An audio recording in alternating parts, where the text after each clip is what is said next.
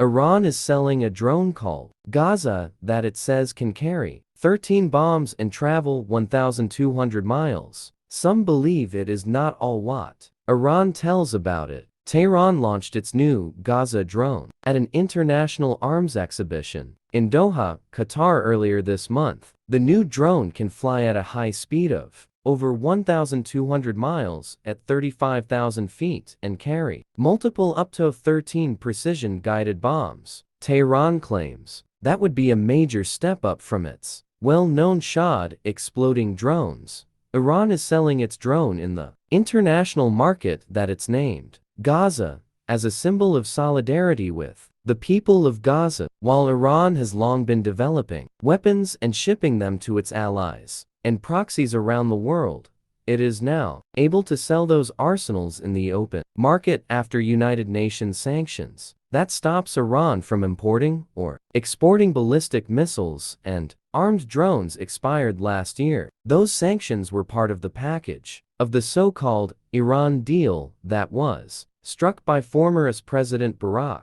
Obama and ultimately signed by Iran and the permanent members of the United Nations Security Council in 2015. As part of that deal, Iran rather unwillingly agreed to restrict its nuclear program. Former President Donald Trump, however, withdrew from the deal in 2018 unilaterally. Tehran weapons exports around the world have proliferated since the expiration of the United Nations restrictions, and Iranian drones have featured prominently in present conflicts, including in Ukraine. Perhaps Tehran's most popular drone, which is not technically even a drone, is the Shah-Ed 136. It's actually a loitering munition powered by a propeller. It hovers over a target before crashing into it and exploding, which means they only go one way. That's why it's not technically a drone. Tehran developed a newer version of that kind of exploding drone,